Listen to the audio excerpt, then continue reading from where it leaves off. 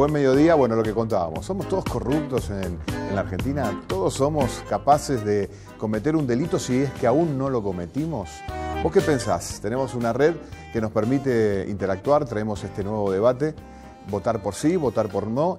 Invitamos a Juan Lewis, que fue ministro de Justicia de la provincia de Santa Fe, es abogado. Invitamos también al director del Instituto Sagrado Corazón, del Colegio Sagrado Corazón, representante legal del colegio, el doctor Gustavo Di Mónaco, para dialogar sobre este tema. Y nos gustaría que vos participes, ¿no? Hasta ahora el 66% piensa que sí, el 34% que no.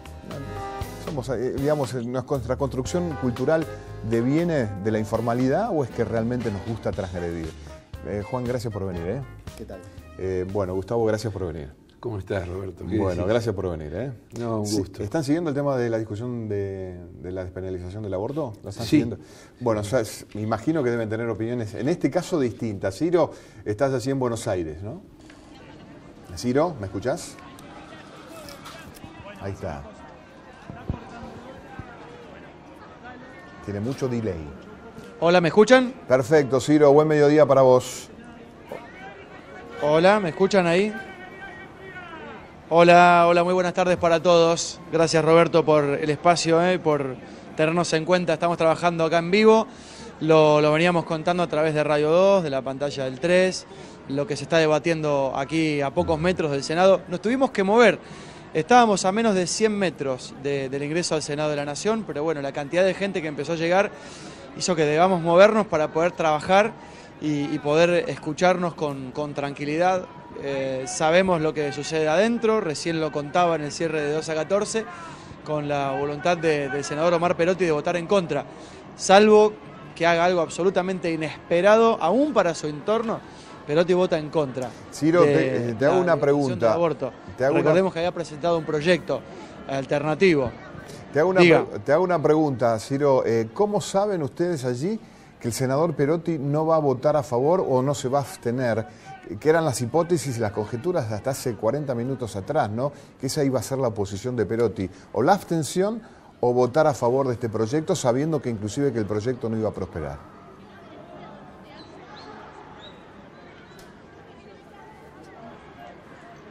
La pregunta es ¿cómo sabemos que va a votar en contra? Exactamente, Ciro.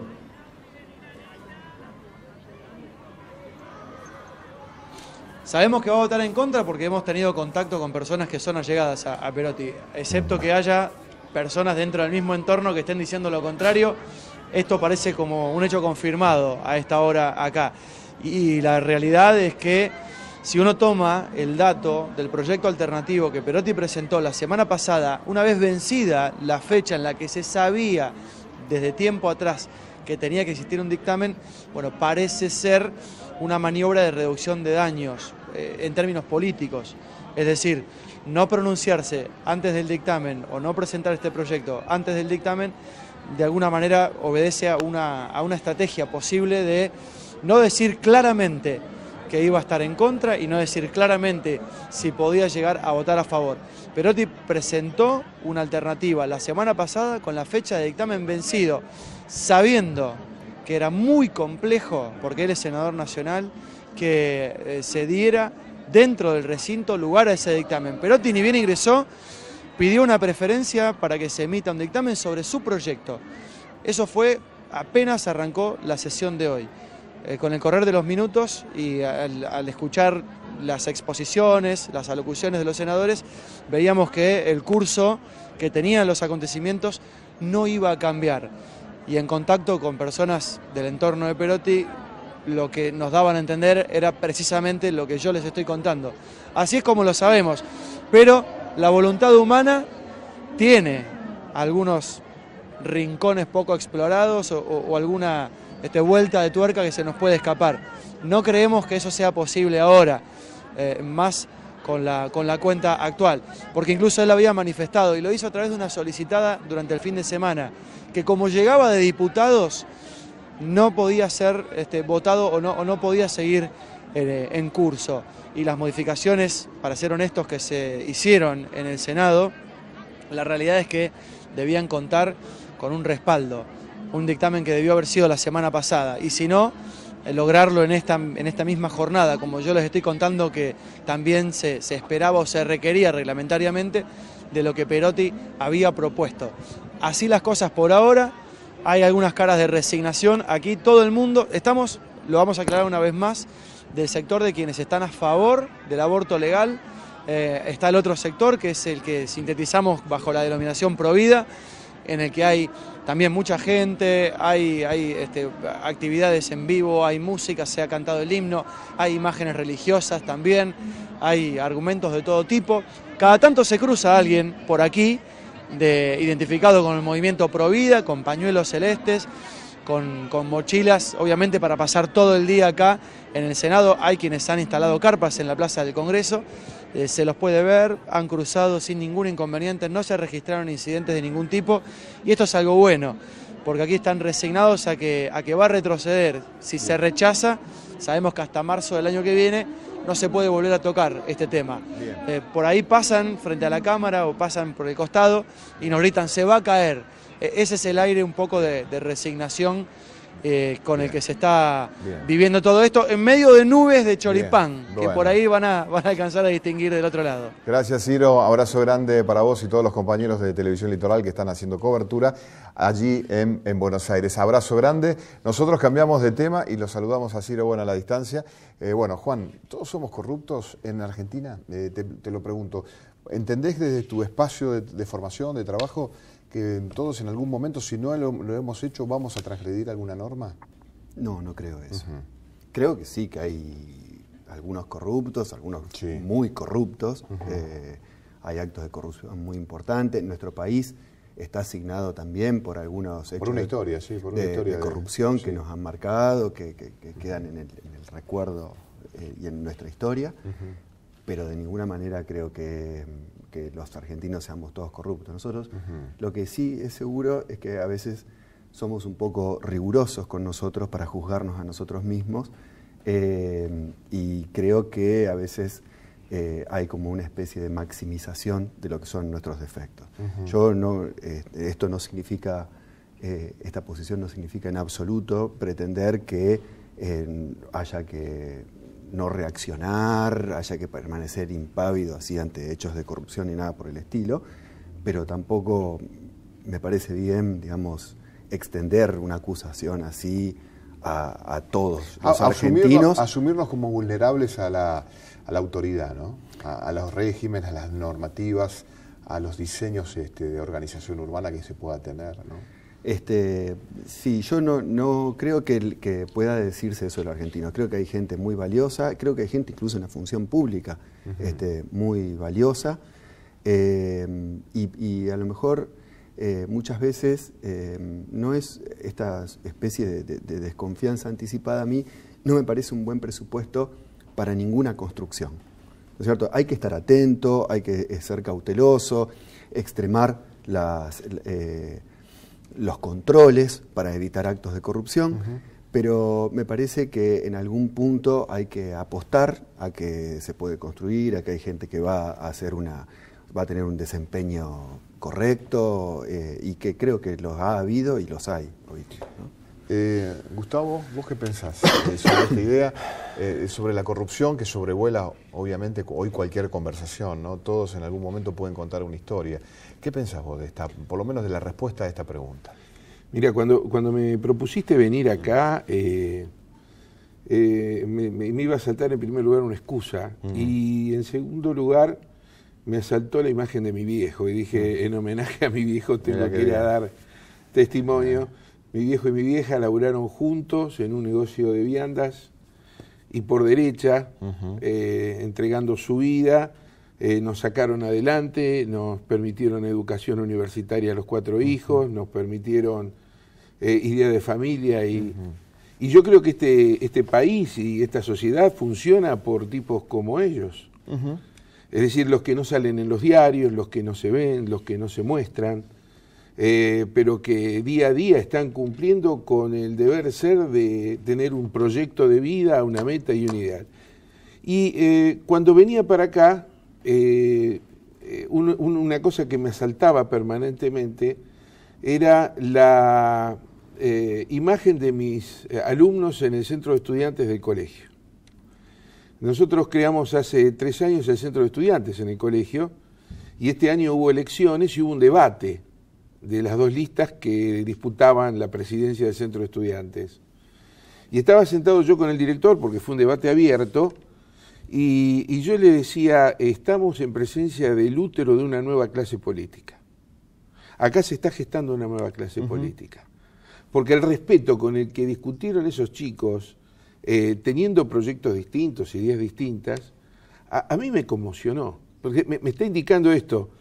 Yo lo escuchaba recién a mi apreciado colega. Nosotros tenemos una matriz democrática muy corta, porque vivimos de 1930 a 1976 y hasta el 83 que retornó la democracia en medio de golpe de Estado. De 9 presidentes que hubiéramos tenido que tener, tuvimos 19. La democracia empezó a construirse con estabilidad y ciertos altibajos y tensiones en 1983. Hace 35 años, y hoy por primera vez vemos que hay un vicepresidente que llega a juicio. Entonces, yo creo que esto está indicando lo que para mí es un eje esencial, entender que la soberanía fundamental de una nación pasa por una cultura.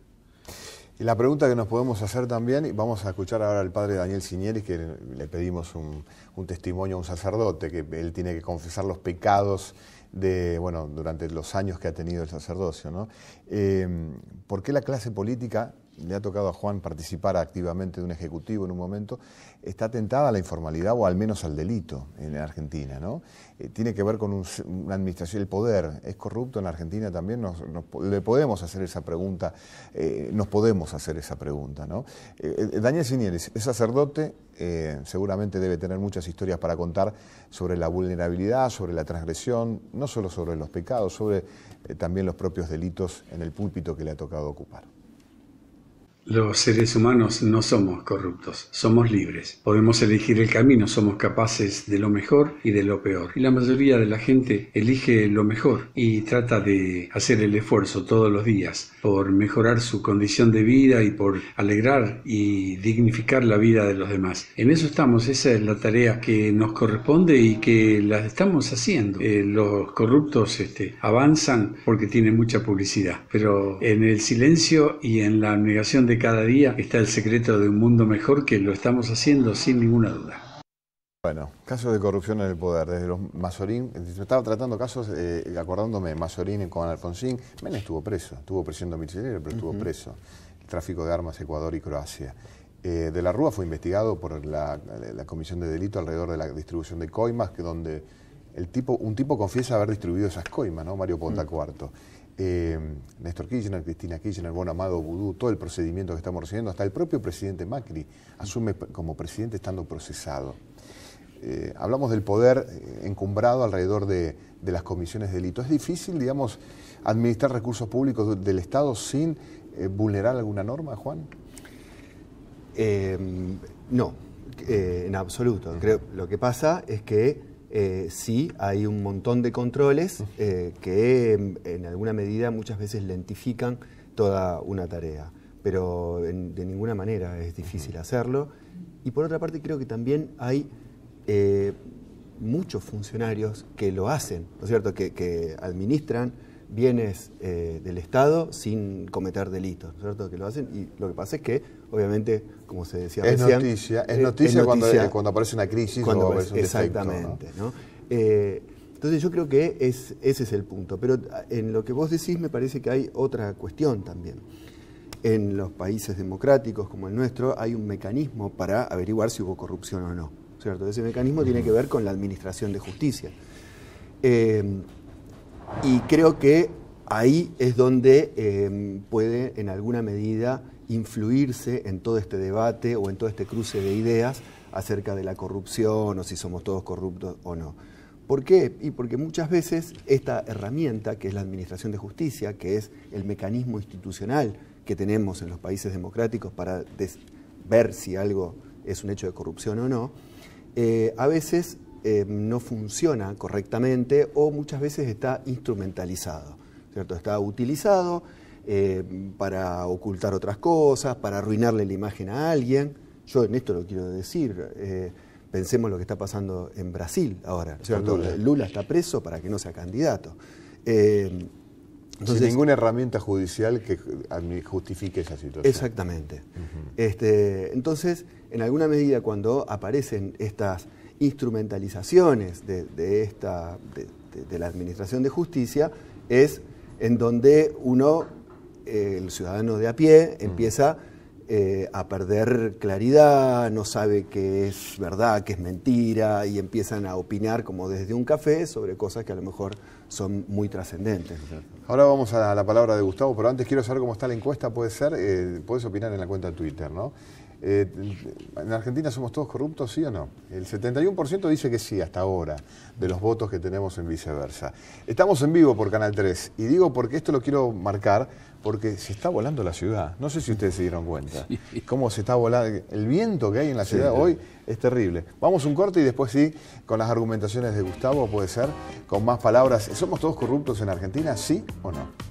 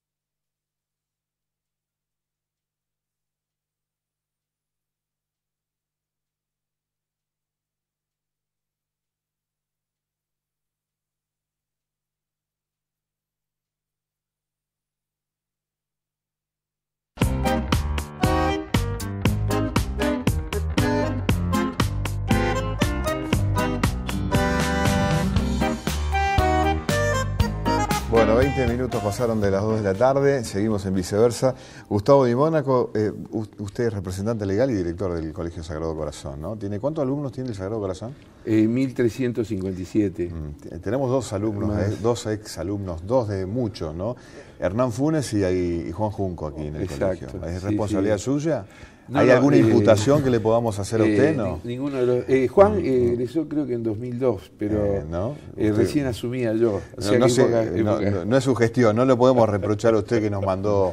No. Bueno, hablamos de la tentación. ¿Por qué, digamos, cree que aparece un hecho de corrupción o un hecho de transgresión hacia la norma? Desde el lugar usted formativo, porque usted forma jóvenes pensando básicamente en el respeto a la autoridad y en el respeto a las instituciones también, ¿no? ¿Entienden el sentido de la transgresión en un alumnado que evidentemente tiene en el espíritu también esa cuestión de abrir puertas que no están permitidas, ¿no? Sí, sin lugar a dudas que existe, porque yo creo que a diferencia de los que estudiamos en el siglo pasado y los que están estudiando ahora, yo digo que el afuera, cuando nosotros estudiamos, era más chico que el adentro. El adentro era más grande, el mundo de nuestros padres y el mundo de nuestros educadores superaba el afuera. Y eso hacía que los hechos de influencia que condicionaban nuestro comportamiento tuviesen menos margen de transgresión. Hoy creo que por las redes sociales, internet y demás, el afuera se ha hecho muy grande y el adentro se está achicando mucho.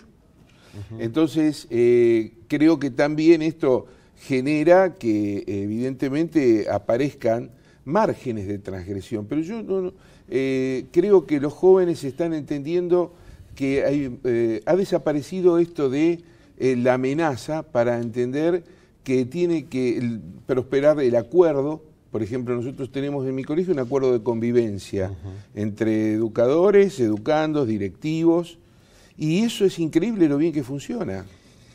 Le pedimos un consejo e insólitamente aparece, ¿no? Está en este momento tocando en algún lugar de Latinoamérica, el Pájaro Gómez, un transgresor musical, si se puede decir. Le preguntamos esto, en realidad, ¿por qué queríamos preguntárselo al Pájaro Gómez, cantante de Vino La Palma? Porque él viaja por todo el mundo y corrobora culturalmente cómo son las personas fuera de otro ámbito que no sea el nuestro, ¿no? Y cotejar esa cuestión, que es muy latina esta cuestión de ir a otro lugar del país y decir, che, bueno, afuera se hacen las cosas distinto como se hacen acá. Son otras construcciones culturales. A ver qué decía el pájaro desde, creo que está Colombia en estos momentos.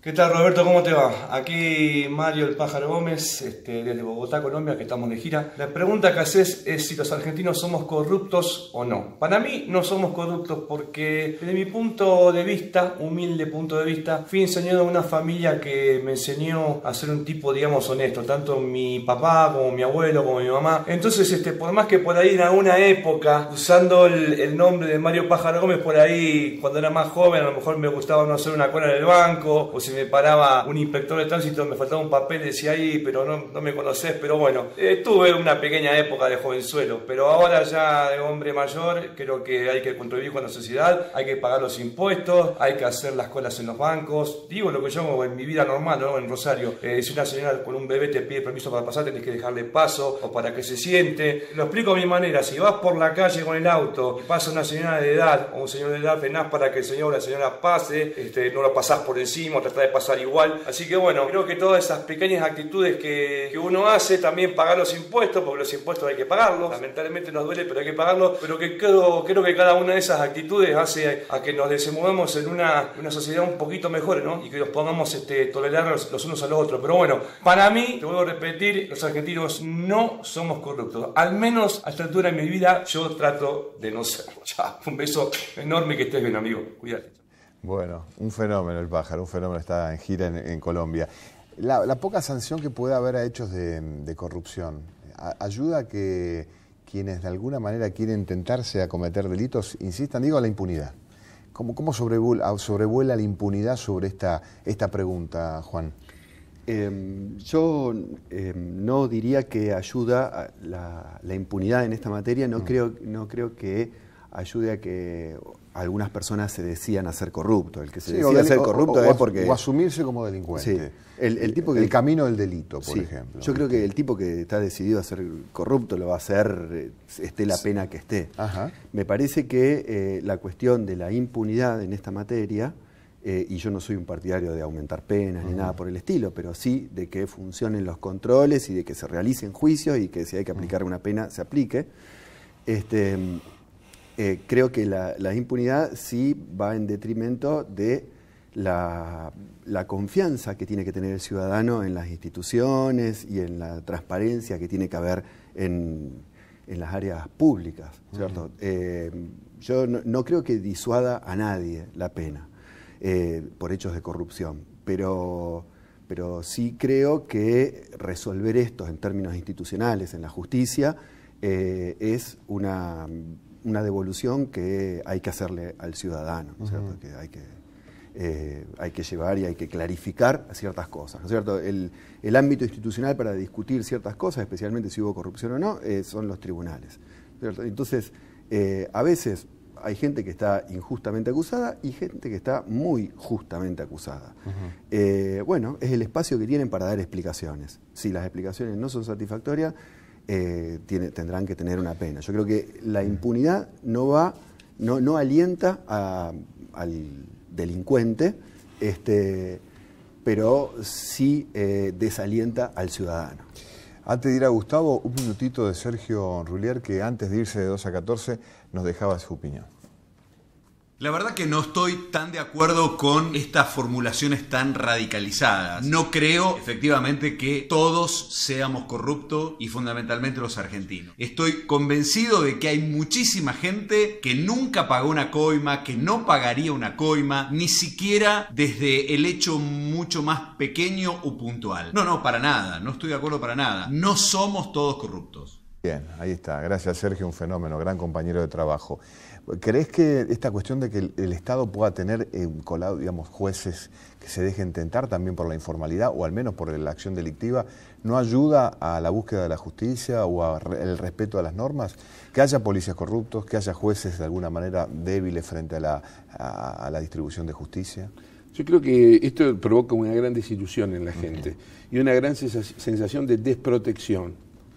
La gente siente que no se construye bien común para que ellos participen de ese bien común. Y esto creo que también genera, y es lo que a mí me preocupa, el escepticismo en la gente joven. ¿Para qué vas a participar si no pasa nada? Si no se puede cambiar nada. O si no se puede cambiar nada. Yo creo que el indiferentismo, la abstención, el escepticismo, el sentirse desilusionado y el falto de entusiasmo por lo que vemos es el mayor riesgo que estamos corriendo en nuestra cultura y el que tenemos que combatir. Hay que generar esperanza de que es posible, pese a todo lo que vamos viendo. Mostrar los dos lados. No podemos ocultar la corrupción, pero tampoco podemos ocultar la virtud.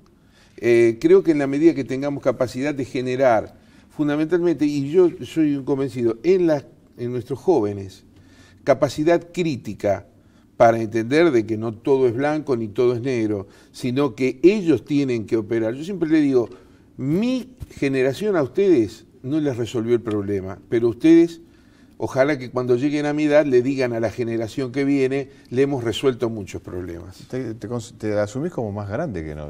Tengo 61 años. Ah, sí, bueno, un par de años más. Quiero que los dos me respondan esto. ¿Podemos escuchar ver la encuesta antes del último interlocutor? El 70%, 7 de cada 10, piensa que sí, todos somos corruptos.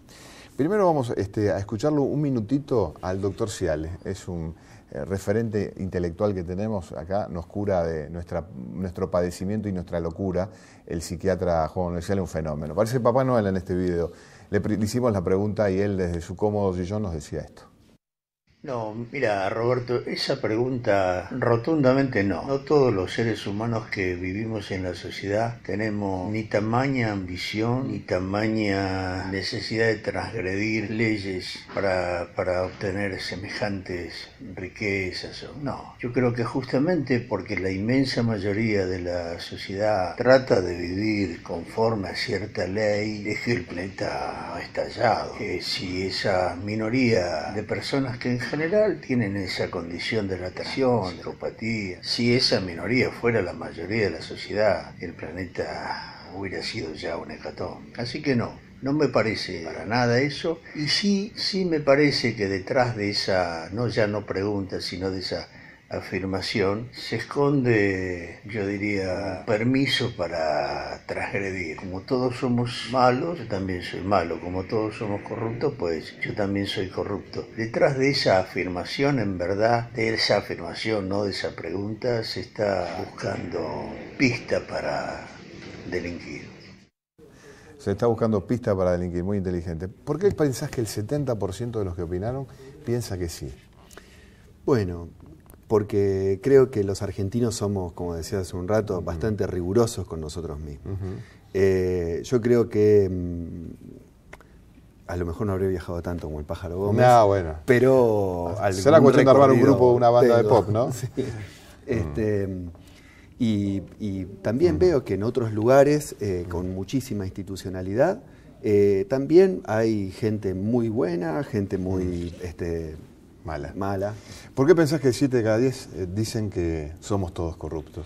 Porque yo creo que estamos viviendo un momento de gran desilusión en la Argentina. Y en este momento, en medio de las crisis, las tensiones, estar todos los días pendientes si el dólar sube, si el dólar baja, si hay recesión, esta incertidumbre yo creo que genera a la gente mucha desilusión y juicios drásticos. Gracias por venir ambos. Gracias, Juan. Gracias, Gustavo. Gracias, Roberto. Está Mariana ya en vivo por Canal 3. Gracias.